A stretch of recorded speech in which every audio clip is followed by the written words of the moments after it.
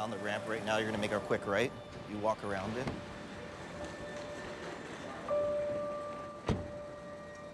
In 2004, when I was 17, I was unexpectedly diagnosed with a rare eye condition called LHON, Leber's hereditary optic neuropathy. And within months, it took away about 95% of the central sight I have and left me with only peripheral sight. It was hard to hear that news. It was difficult. It's something as a family we dealt with. Our community was there for us. Our family was there for us. But Mark was on a better path at that point. I said to myself, you're not going to take hockey away from me, and you're not going to take it away from anyone else. We need to get kids who are blind or partially sighted to play hockey in Canada. And so Courage Canada was born.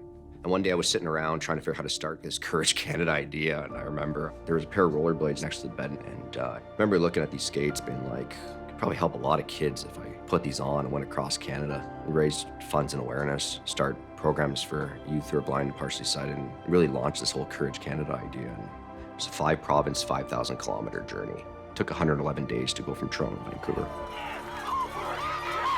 As soon as I crossed that finish line, I knew that we could start a Canadian Blind Hockey Association. There was nothing that was gonna stop this. Sorry, guys. That was it. That was it. Courage Canada.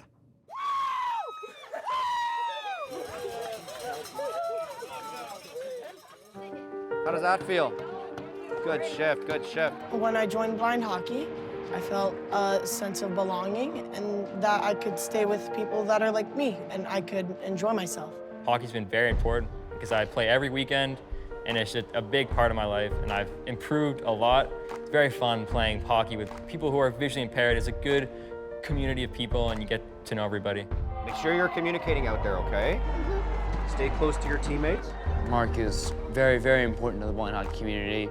Without him, none of us would be where we are. I would probably be sitting in my house, just going to school every day, moping about how I can't play my favorite sport. And now, because of him and everyone who I've met here, it's definitely been a big help in my life. You know, you always just want your kid to be equal and get those lifelong friendships, and being on an equal playing field with everybody that has similar issues has made that very easy for him to become a part of a team. Mark has completely changed my life, not just from a hockey perspective, but from a role model's perspective. I met Mark when I was 14 years old. I'm 20 years old now, and I really think he shaped me from becoming a boy to a man, and it showed me that anything's possible even with a visual impairment. So we're currently on the way to Maple Leaf Gardens for the 10th anniversary of the Canadian National Blind Hockey Tournament. Well, it's super cool if you think about it, right? 10-year anniversary. 10 years ago, there was 44 players, right? This year, in the children and youth divisions alone, we've got 54 players. So we have more players in the children and youth divisions than we had in the whole tournament 10 years ago. Well, I think with my eyes, I see, is that the garden there? That's it, the mecca of hockey, Maple Leaf Gardens. Home of the 1967 Stanley Cup champions right there. Welcome to the Mattamy Athletics Center for the 2024 Canadian National Blind Hockey Tournament, the largest blind hockey tournament in the world. Blind hockey is hockey, aside from a few modifications. There's a noise-making puck that's bigger, rattles around the ice, so players like myself who are blind or partially sighted can locate it using their hearing. Montes to Juha. Juha shoots and scores! DeMontis to Juha. Here we go, boys. Here we go, right away. All players on the ice are legally to fully blind. That's 10% vision down to 0. Other than that, it's still the same game, but the camaraderie, it's like nothing anyone's ever seen. Way to go, Ollie. Way to go, kid. Joseph and I can't be sitting next to each other. Good game, guys. Way to play out there, eh?